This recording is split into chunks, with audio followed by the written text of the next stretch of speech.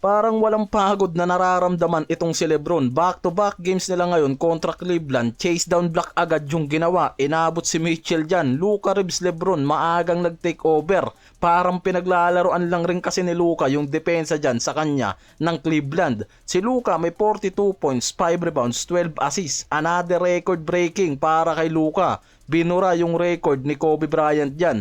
First up pa lang may 20 points na yan. Third quarter pumasok pa sa 35 points. Siya yung leading scorer at early pa lang sobrang init na talaga. 6 of 13 sa 3, 13 to 26 sa field. Si Lebron may 14 points, 5 rebounds, 6 assists, 4 of 8 sa field. Sa overall stats may contribution itong si Lebron. May chase down block pa kontra kay Mitchell sa early game.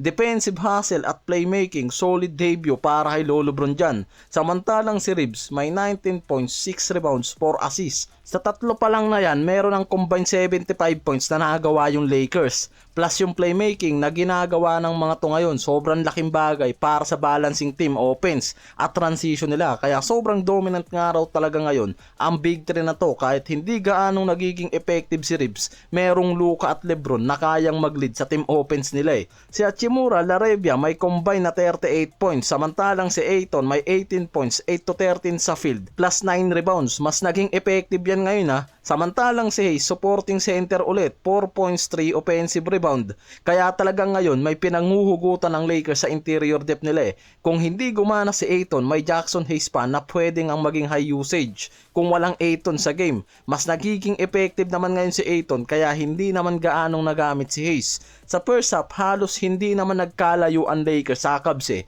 Merong Mitchell, Mobley at Allen na gumagalaw sa opensa nila. Problema lang, hindi gaanong gumana dyan si Harden. Sa second half yan pumutok at kumamada. Inalat lang si Mitchell naman mula sa 10 points, 4 to 10 sa field. Tapos 0 of 3 sa 3. Sa second quarter pa lang, nag-adjust na kasi agad ang Lakers. Nilimatahan nila ang offense ng Cavs. Halos 19 points lang sila. Si Larebia ang trumabaho dyan kay Mitchell. Sa third quarter, mas lalong uminit ang Lakers. 45 points yung pinakamalaking scoring quarter sa game. Lumobo sa 27 points ang lead nila dyan sa third quarter. Halos umabot sa 42% ang 3 ng Lakers. Samantalang bumaba naman sa 33% sa Cavaliers. 54% sa field ang Lakers. Samantalang 49% lang sa Cavaliers. Sa numbers pa lang araw na yan, sobrang laki na ng advantage ng Lakers sa shooting efficiency mula sa field at 3. Kaya talagang lumaki ang point differential nila pagpasok ng second half.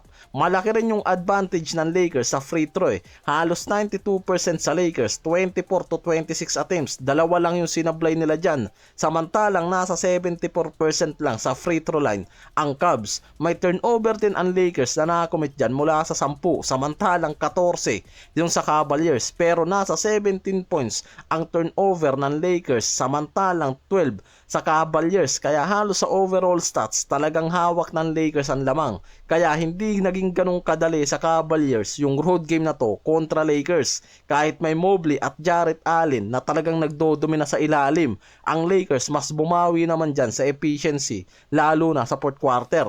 Kahit nakakakuha ng run ang Cavaliers at nag-score pa sila ng 30 plus points sa fourth quarter game, malaki pa rin yung masyado yung hawak na lead ng Lakers. Mas kontrolado na nila dyan ang tempo. Kaya garbage time na nga raw to para sa recovery. Hindi na sapat yung maigsing run nila para nga makahabol pa.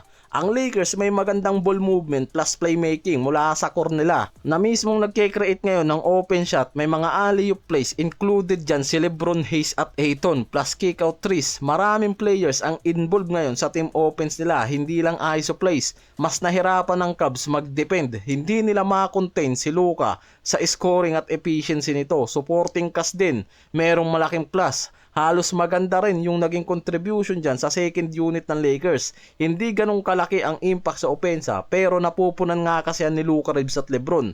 Kaya sobrang nakapokus yung mga to sa team defense na mas nagpapaganda nga raw ngayon sa stretch nila. Walang Marcus Smart pero naging effective pa rin yung defensive rotation nila. Si Jake LaRavia at Kennard yung gumalaw. Kaya mas na-secured nila ang Pacific Division title ngayon after natalunin pa ang Cavs. Sabagay, kahit hindi nila matalo ang Cavs, masesecure pa rin nila yan after na matalo ang Phoenix Suns kontra Orlando Magic ngayon. Kaya malabo nang maabutan sila sa standing sa division ha. Automatic champion na sila dyan sa Pacific Division. Suns lang rin kasi talaga ngayon yung kontrapelo nila dyan eh.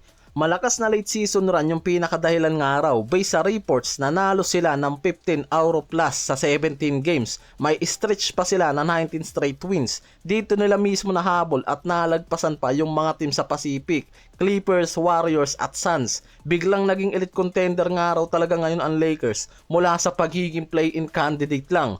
Kaya may guaranteed playoff spot sila. Posibleng home court advantage, depende na nga lang daw sa magiging seeding. May extra rest, around 5 days pa sila ngayon bago ang playoffs, kaya talagang maganda rin na napaaga yung clinch nila sa Pacific.